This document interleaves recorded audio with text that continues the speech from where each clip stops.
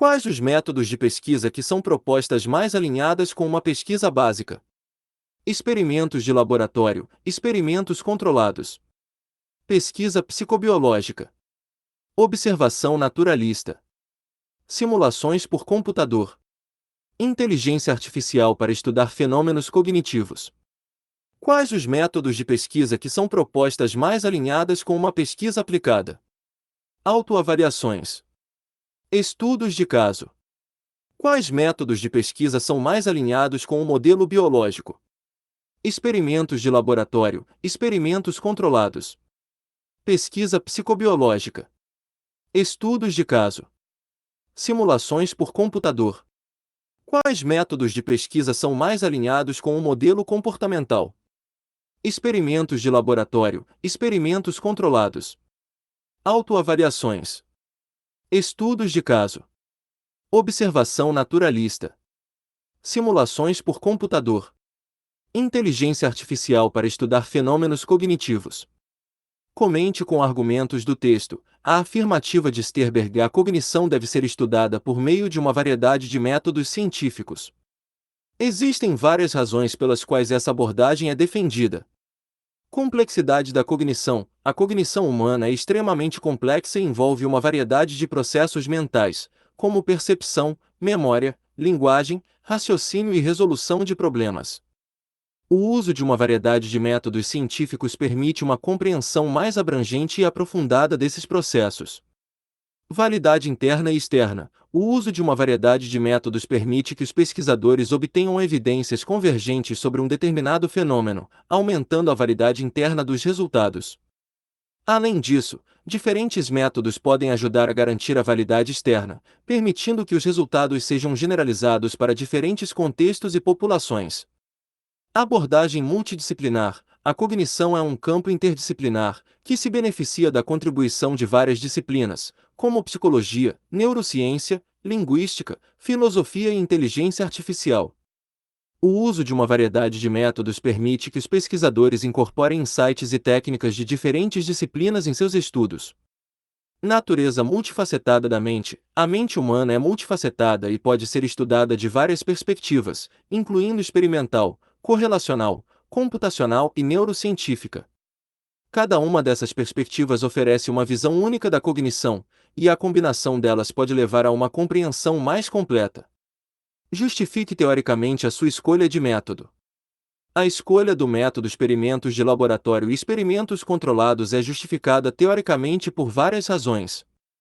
Controle de variáveis. Esse método permite um controle rigoroso das variáveis independentes e de confusão, o que é essencial para estabelecer relações de causa e efeito entre variáveis.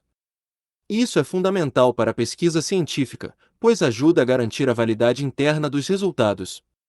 Reprodutibilidade. Os experimentos de laboratório são frequentemente projetados de maneira a serem replicáveis, o que significa que outros pesquisadores podem reproduzir o experimento e obter resultados semelhantes. Isso aumenta a confiabilidade dos resultados e ajuda a validar as conclusões do estudo. Precisão e sensibilidade. Em um ambiente de laboratório controlado, é possível medir com precisão as variáveis de interesse e detectar pequenas diferenças ou efeitos. Isso permite uma análise mais detalhada e sensível dos fenômenos estudados. Isolamento de variáveis. Por meio de experimentos controlados, os pesquisadores podem isolar variáveis específicas e investigar seu impacto em um fenômeno. Isso é importante para entender a contribuição de diferentes fatores para um determinado processo cognitivo. Generalização controlada. Embora os experimentos de laboratório possam ser criticados por sua falta de validade externa, ou seja, sua capacidade de generalizar os resultados para situações do mundo real, eles ainda permitem generalizações controladas, fornecendo insights sobre como certos processos cognitivos funcionam sob condições específicas.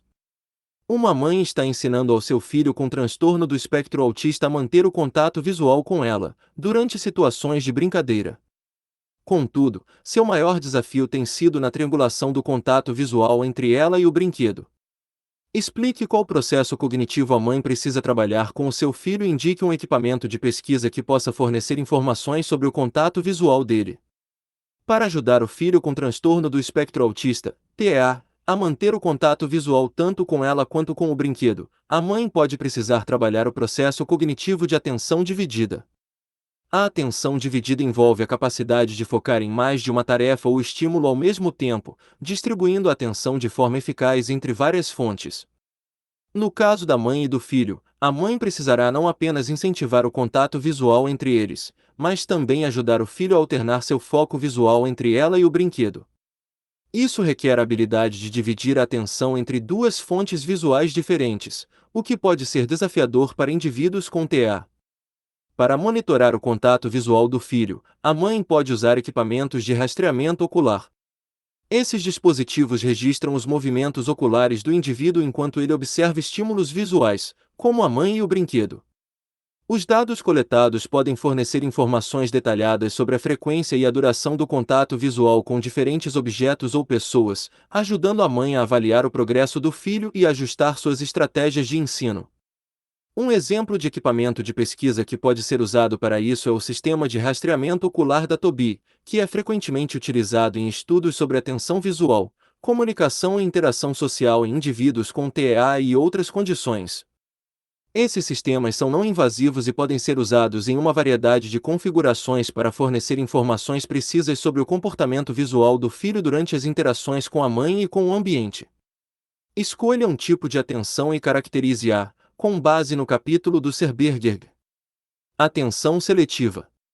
Caracterização. A atenção seletiva é a capacidade de focar em um estímulo específico enquanto ignora outros estímulos distratores presentes no ambiente. Este tipo de atenção é crucial para o processamento eficiente de informações em nosso ambiente, permitindo-nos concentrar nossos recursos cognitivos em informações relevantes para nossas tarefas ou interesses atuais. A atenção seletiva é especialmente importante em contextos onde múltiplos estímulos concorrem pela nossa atenção. Aspectos importantes incluem: filtro de informações. A atenção seletiva atua como um filtro que seleciona informações importantes e descarta o que é irrelevante. Esse processo de filtragem é essencial para a gestão da sobrecarga de informações, permitindo que nos concentremos em aspectos cruciais do ambiente. Processamento consciente. Embora muitos processos de atenção operem em um nível subconsciente, a atenção seletiva está frequentemente associada à direção consciente do foco. Decidimos ativamente prestar atenção a determinados estímulos ou tarefas. Capacidade limitada. A atenção seletiva é limitada em termos de capacidade. Há um limite para a quantidade de informação que podemos processar ativamente em um dado momento, o que significa que escolher focar em um estímulo geralmente vem à custa de ignorar outros. Desempenho e distratores. O desempenho em uma tarefa pode ser significativamente afetado pela presença de distratores. A capacidade de manter a atenção seletiva frente a estímulos distratores é uma medida importante da eficiência desse tipo de atenção. Importância em contextos diversos. A atenção seletiva é crucial em uma ampla gama de contextos, desde a realização de tarefas cotidianas, como dirigir um carro, até contextos mais complexos, como aprender em ambientes ruidosos ou trabalhar em tarefas que exigem concentração intensa. A atenção seletiva é um campo de estudo vasto na psicologia cognitiva, e Serberger enfatiza sua importância para entender como processamos informações e como conseguimos funcionar efetivamente em um mundo cheio de estímulos concorrentes. Ele também destaca que a eficácia da atenção seletiva pode variar de pessoa para pessoa e pode ser afetada por fatores como fadiga, estresse e capacidades cognitivas individuais. Qual é a principal diferença entre processamento top-down e bottom-up? O processamento top-down envolve a influência de expectativas e conhecimentos prévios, enquanto o bottom-up é influenciado pelas características físicas dos estímulos sensoriais. Como as diferenças individuais na sensação e percepção podem afetar a forma como as pessoas experimentam o mundo ao seu redor? Indique a afirmação correta. As diferenças individuais na sensação e percepção podem afetar significativamente a forma como as pessoas interpretam e reagem aos estímulos do ambiente. Uma pesquisadora está interessada em estudar processos de memória. Para isso, ela dispõe de vários materiais de pesquisa, listas de palavras, jogos, etc. Utilizando seu conhecimento das aulas de métodos em psicologia cognitiva e memória, propõe uma questão interessante que possa ser investigada e uma tarefa para responder esta questão. Questão de pesquisa interessante. Como a natureza emocional das palavras afeta a capacidade de memória de curto prazo e de longo prazo em adultos jovens? Justificativa. Estudos anteriores mostraram que as emoções podem ter um impacto significativo nos processos de memória, com evidências sugerindo que materiais emocionais são muitas vezes lembrados com mais precisão do que materiais neutros. A pesquisa pode explorar se palavras com conotações emocionais positivas ou negativas são lembradas mais facilmente do que palavras neutras e se esse efeito é mais pronunciado na memória de curto prazo ou na memória de longo prazo. Tarefa proposta: Design experimental. Grupo controle: recebe uma lista de palavras neutras para memorizar. Grupo experimental 1: recebe uma lista de palavras com conotação emocional positiva. Grupo experimental 2: recebe uma lista de palavras com conotação emocional negativa. Procedimento para memória de curto prazo. Cada participante recebe uma lista de 20 palavras pertencentes a uma das categorias acima, apresentadas uma de cada vez no centro de um monitor de computador, por 2 segundos cada. Após a apresentação da lista, os participantes realizam uma tarefa distratora de 30 segundos, por exemplo, contar regressivamente de 100 em 3 em 3. Em seguida, eles têm 2 minutos para escrever o máximo de palavras que conseguirem lembrar. Procedimento para memória de longo prazo. Uma semana após o teste de memória de curto prazo, os participantes são surpreendidos com um teste de recordação das mesmas palavras, sem aviso prévio sobre esta segunda fase do experimento. Eles têm 2 minutos para escrever o máximo de palavras que conseguirem lembrar da lista original. Medidas: o número de palavras corretamente lembradas em cada condição será o principal indicador de desempenho da memória. Comparar o desempenho entre os grupos e entre as condições de curto e longo prazo fornece insights sobre como a emoção influencia diferentes tipos de memória. Hipóteses: H1. Palavras com conotação emocional, positiva ou negativa, serão lembradas com mais precisão do que palavras neutras na memória de curto prazo. H2. O efeito da emoção na precisão da memória será mais duradouro para a memória de longo prazo, com participantes lembrando mais palavras emocionais do que neutras após uma semana. H3. A natureza da emoção, positiva versus negativa, pode influenciar diferencialmente a retenção de palavras na memória de longo prazo, possivelmente com uma tendência a lembrar mais palavras negativas devido ao seu impacto mais forte na atenção e processamento profundo. Essa tarefa não apenas ajuda a investigar a interseção entre emoção e memória, mas também pode oferecer insights sobre mecanismos cognitivos subjacentes e potencialmente informar estratégias para melhorar a retenção de informações em contextos educacionais e clínicos. Escolha um tipo de memória e caracterize-a, com base no capítulo do Serberger. Memória de trabalho. Definição e função: a memória de trabalho é um sistema de armazenamento temporário e de processamento de informações necessárias para realizar tarefas cognitivas complexas, como compreensão de linguagem, aprendizado e raciocínio. Diferentemente da memória de curto prazo, que se refere principalmente à capacidade de reter informações por um curto período, a memória de trabalho envolve tanto a retenção quanto a manipulação dessas informações. Componentes: Serberger destaca o modelo de memória de trabalho proposto por Baddeley, que inicialmente consistia em 3 componentes principais. Executivo central: age como um sistema de controle que coordena as atividades dos outros 2 subsistemas. Ele gerencia a atenção e a distribuição de recursos para as tarefas em mãos. Loop fonológico: responsável pelo armazenamento e manipulação de informações verbais e auditivas. Permite a retenção de palavras e números em nossa mente auditiva por um curto período. Esboço visoespacial: facilita o armazenamento temporário e a manipulação de informações visuais e espaciais, como formas, cores e a localização dos objetos no espaço.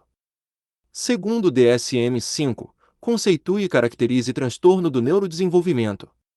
O Manual Diagnóstico e Estatístico de Transtornos Mentais, 5ª edição, DSM-5, publicado pela Associação Americana de Psiquiatria, APA, define os transtornos do neurodesenvolvimento como um grupo de condições com início no período do desenvolvimento.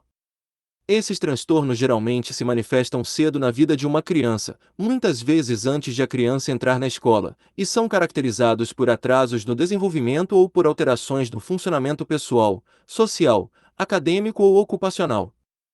Eles abrangem uma ampla gama de disfunções relacionadas ao crescimento e ao desenvolvimento cerebral. Características gerais dos transtornos do neurodesenvolvimento. Início precoce. Os sintomas tipicamente aparecem na infância e afetam aspectos essenciais do desenvolvimento pessoal, escolar, social ou ocupacional.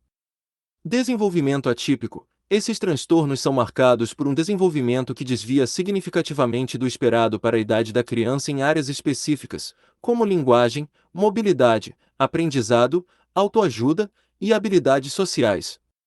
Impacto a longo prazo. Embora alguns sintomas possam melhorar com a idade ou tratamento, muitos indivíduos experimentam efeitos residuais ou adaptações que permanecem na vida adulta.